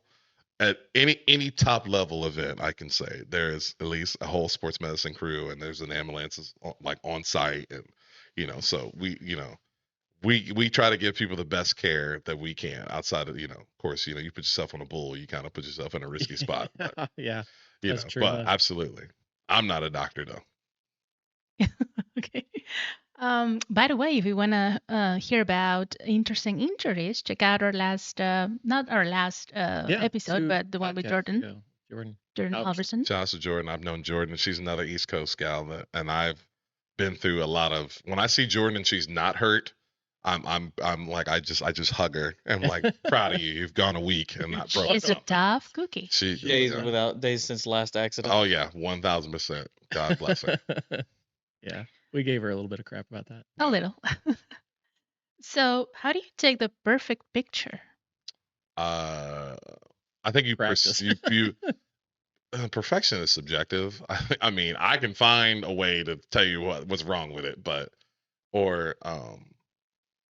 I think sometimes perfection gets in the way of good, and if it's always good, I can live with that. I wish I could. Oh. I I can't. I can't like Mm-mm. To save his life. I've got video from So 2 I'm not. years You don't want ago. me to talk about that weird line in your hat? No, I'm joking. I got video from 2 years ago that I'm just like I'm never gonna do anything Yeah. with because it's not gonna be good enough for me, right? So I gotta let that go. I am a little bit in that, like I am, like we mentioned earlier, how I'm kind of an all-in kind of guy, but it's generally pretty calculated. So like part of, like, I wouldn't call it a resolution, but I think one of the things I'm working on is, like, when I have an idea, like, don't get so focused on making sure it's all buttoned up. Like, how can I shorten the time between when I have the idea and when I do it? Because a lot of times when I just do it, it works out. So I look at a lot of that stuff that I've done and that I really don't like, and I'll say, what about that don't I like, so I never do it again. Yeah. Right. And it's a waste of time if I'm out there doing all of this stuff and I'm never going to use the footage. 1000%, yeah. So would you say that in photography, practice makes perfect, or maybe some people just have it? Ooh, well, It's a loaded question. that is, I think what people don't realize is I think photography is a life's journey. Like, I think there is, and in some ways it is a bit of a perishable skill. Like, if you get to a certain point and you kind of put the camera down, like, when you come back to it, you've got to get all that know-how and that feel back. Same thing with shaping a hat. Like, I know for sure, like, if you don't touch a hat for 3 days and you're used to shaving them, like, that first one back, or you switch from a felt to a straw, there's definitely some, you got to recalibrate a little bit. Oh, absolutely. I think, yeah, like and it depends on, like, what you're trying to do. Like, certain images don't require a ton of creativity. Like, it's definitely, photography came from essentially science, so there can be a technical way to execute it. But and it's funny, when I teach, I talk about two things. I talk about being technically strong at what you're doing, but I also talk about how an image feels, which is not necessarily something that you can, compute. Mm-hmm. So there's kind of both ways. Like, you can definitely practice will absolutely make you a better at technically being a photographer, but I don't know if it necessarily, we can all work at singing, but some of us just can't I got can't. it. I ain't doing it. It's kind of like a golf swing. Some people got it, and some people, they're just taking core samples and tearing up dirt. So What did you do over there? What happened? It's been going down on its own. Oh, that's I'm gonna leave that alone. That had wide open for a lot of bad. Yeah. As soon as I said it, I was like, I shouldn't. All right, back to you, Lorena. so the new Back to the stand studio. does not work, huh? It's operator error. What's next? You said I couldn't break it. Here we are. You challenged him, And I didn't did even it. touch it. It's Oh, brand new. God. It's never been used before. Just crank it down and be done with it. I know, Connor broke it. Don't crank it down like that. To break the. This is life with Connor, man. I'm telling you. Give me an instruction. I'll follow it probably. Oh man. David Mayer asks, what about Rodeo Houston? I went to Houston. I haven't shot at Houston in a long time. I went last year to go watch Nickelback play. Best decision of my life. So good. So good. If you can go see Nickelback and you haven't seen Nickelback, just go. I'll Like, want to. put for all your inhibitions away, Yeah. because you like Nickelback, Oh, I love whether them. you want to admit it or not. Love them. And like, that was the first time, like, they played Rockstar, and they're loud, and everyone around me is singing this song so loud I can't hear the band playing. I'm like, that's pretty awesome. Wow. So, but yeah, Rodeo Houston is huge. Like, I remember the first time I shoot it, and I'm down by the bucket shoots, and you can barely see them nod on the other end of the arena. Like, it's just, and I've shot in big arenas like that, but it's something different about Houston. All right. Ty Cox asked, Mr. Click Thompson, have you worked the NFR before? This past year was my 4th year. Technically, they'll say it's my 3rd because I was selected the last 3 years. I actually filled in for Clay Gardapi. He got COVID in 2021, and I did the last 4 performances. So I counted. They buck horses 3 times, and I shot 4 perfs. So I counted. There you go. All right. All right. Well, let me see here if I have more questions. Do I need to tell people my hat shape? Oh yeah. Oh, That's probably a I safe was. bet. I forgot to ask that earlier. Then I Yeah. remembered when we were talking about something else. What are you wearing? So Let's shake my hat. So if you walked in a store, the basic thing you could tell them is minute crown with a JB brim. It's kind of it depends on the hat too. It's kind of a bit of a relaxed JB for me visually. What I need to see, and it changes a little bit from straw to like. So like a lot of guys when they do their side dimples on their minute crowns, it's more round. Mhm. Mine's more of like a mini cattleman crease. It's more oval, like Yeah. it needs to be. Yeah. Like it needs to be. Like Like it needs yeah. to be. Like it's Mine's supposed to more of a, I just like the way visually that looks. Also, I found that like on straws, you can make that deeper and it tapers the top of the crown in so it doesn't make my head look as wide. I like Okay. a little, like I wear certain boots that make my feet look small because I wear a 14 size boot. Hey, ladies. And I wear and I wear like a tapered, I do Good like job. a tapered crown that it keeps from my head looking big. But yeah, when I'm in the mirror, I'll look at this camera. So you can, when I'm looking at it in the mirror, I like to see almost like the triangles here on Yeah. the corner. That's what I like to see. And I know that that's what I want. It's a weird visual thing that I like. And sometimes what have had to do in the past is I'll tell a hat shaper, shape it like I'm not standing here. Because a lot of times, like especially when you have a larger head, sometimes like they'll shape it the same way and it'll look sweet on a 7 1/4, but then they get a 7 5/8 and something happens and it gets weird. Mhm. So sometimes I actually tell guys, shape it for like somebody else. So like don't try to align it to me, like align it to me when we get it on my head. And they'll get close. But sometimes I'll roll the front a little bit more. Sometimes like on my black felt, like those corners are sharper. I don't like to go too wide, not too bull ridey. This is probably a little bit wider for some of them, but yeah, it's basically a JB, relaxed JB with a minute crown. I like it. I like the brim shape. It looks like something I would wear. Yeah. It looks to me. It looks like a wide J brim. So, but yeah, that's been my jam. I've done a few different things. Like I think the first one I ever did was like I did like a Canadian crown or a brick top, and then love it. But I didn't want to do like a traditional. And when I was kind of coming into like the PBR bull riding style, like the minute deal was popular. Like, and that was when like if you had an American patch on your hat, you were a big deal. Like, where did you go? Where did you get that? I've got so many American patches like back home in Virginia. I got a whole bag Yeah. Mhm. of like those old school patches. Oh, Oh, the yeah. old ones. Oh yeah, I was Oh, like, yeah. oh man, So Those are Yeah. highly coveted. I've I got know. a horde of them at home. there's some. I came across an old school flag one that I need to like put some new stuff on the back, but yeah, I got a few. I'll show you. Have you seen the old one, like the original, like early 1980s, late 1970s? Maybe not. I know like the American ones. I have the old one because it's like there's one that's like even a thicker kind of weave one that's kind of bulkier, and then like I have the old. There's so many. Yeah. Or like So- purple. Is it the purple positive times or blue? I have whatever a few, color that I have- is. I have a few purple. So right when Maddox passed, and they were gonna do they introduced the black round one, and they had the purple and gold ones there too. So I have a few. I don't think I have any that aren't on stuff, but Yeah. I still have a couple of the purple and golds. And fun fact, so the 1915 circle deal Yeah. on the boxes, I actually use that as the basis. So when Monday gives you a coin, I actually designed those coins Oh, did you really? Yeah. because I Yes. knew what a military coin needed to look and feel like. Right. So We've got one. Where is it? I'm still waiting on mine, Mr. Mundy. I can't get through to Okay. get it. Okay. You should have been there that first year when he was boy. If he saw you, boy, he was hooking people up. I know. I was. I was there for You that. didn't get it. No. All right. We'll send in. Actually, there's two. There's one that says in Bowie, Texas, and there's then they read them into. I think it just says Bowie, Texas. So there's actually two different coins. Can we just show them that box up there? I'd like them Yeah. to see it. Yeah. But yeah, we were trying to. Oh, you want the old school one? Yes. Yeah, this is. Don't throw that one. But yeah, this is the old school. This is the hat. The box that came with that hat here is the old school American, and you can see how thin it is too. But yeah, I mean it's really good shape. Is that Conroe was saying? Yeah, Mhm. I think Yeah, it's back the in Conroe. here's the old American hat tag too. Look at that. Yeah. So Wow. yeah. That box screams Texas. Yeah, it does. I love this flag on the side. Yeah. It's The old fantastic. school American box. And I have one. No. Don't throw that. You're getting a little testy over here. It's Uh, fine.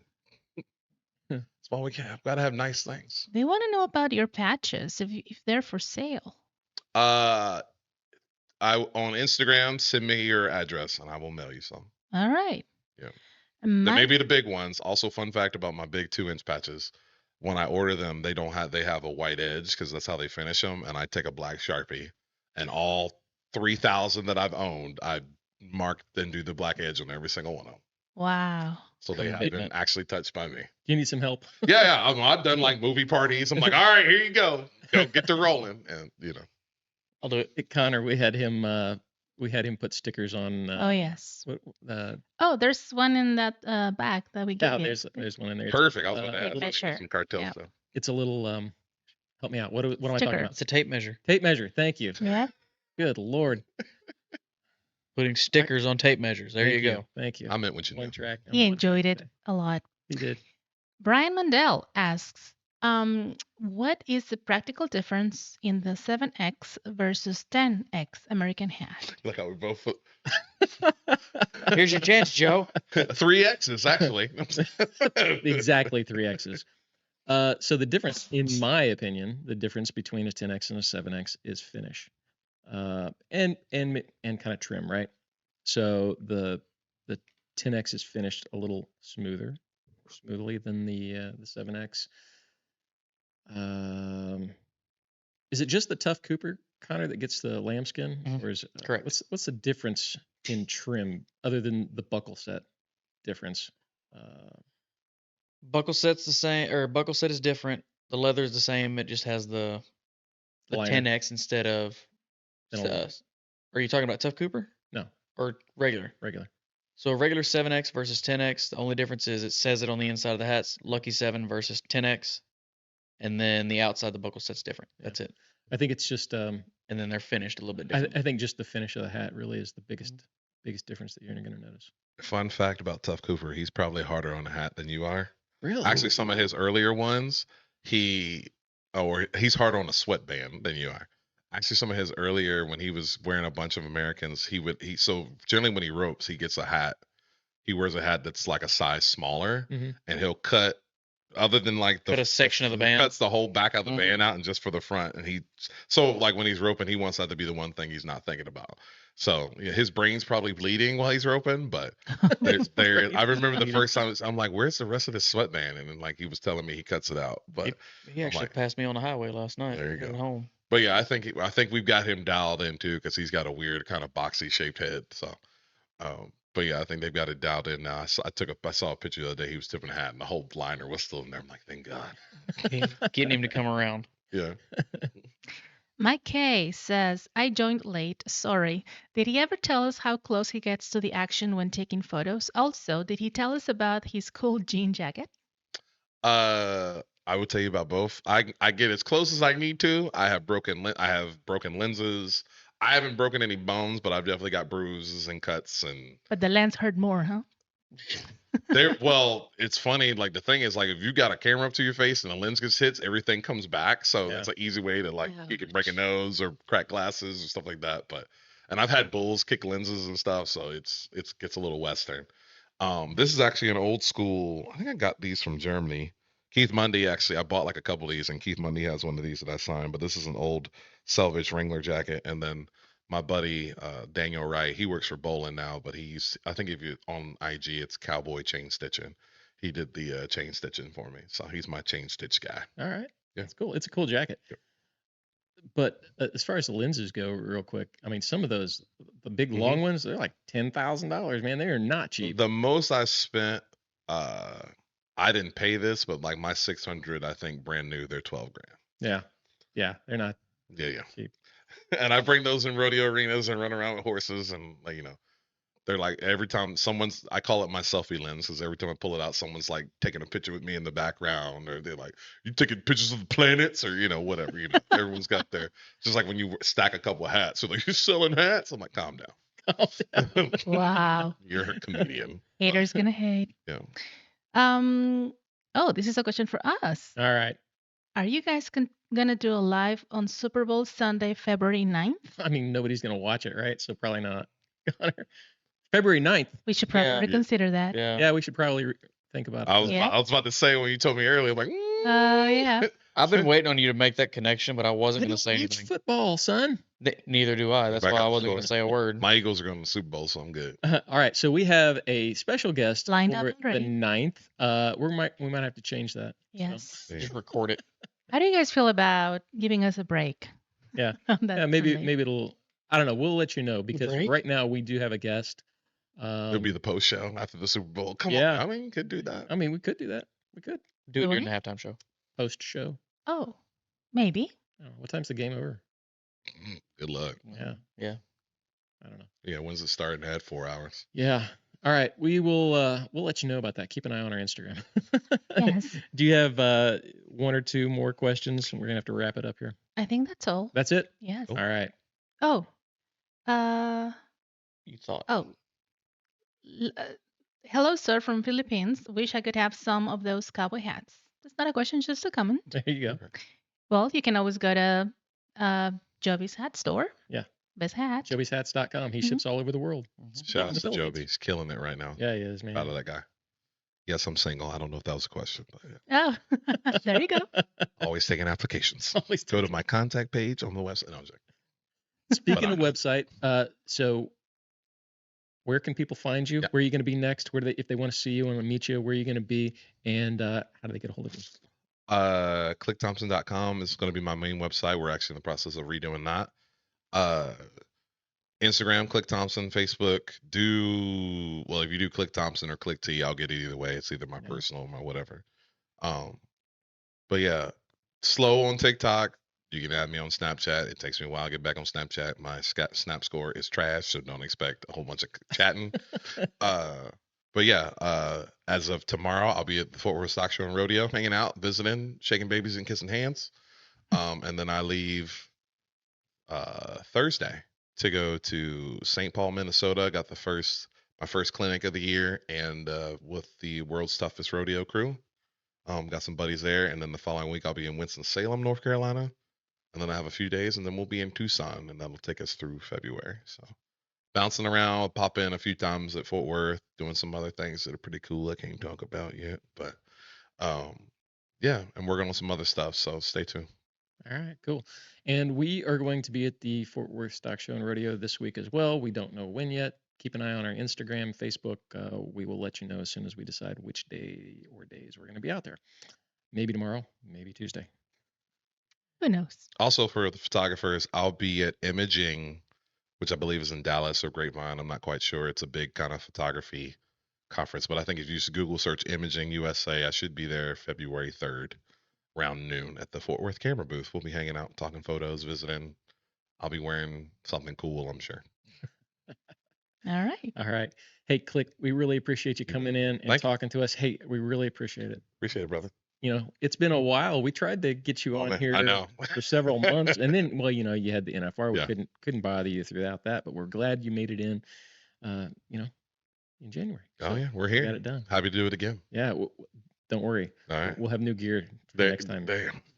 Perfect. We'll invite you back. I look forward to it. Connor, any last words from you? Just enjoying the show. All right, guys. Try Thanks. not to break it. Make sure you wear your hats backwards if you get a chance. Right. Thanks for being with us tonight. We really appreciate you guys, and we will see you in the next one. Thank you all. Y'all have a good evening. Thanks for watching.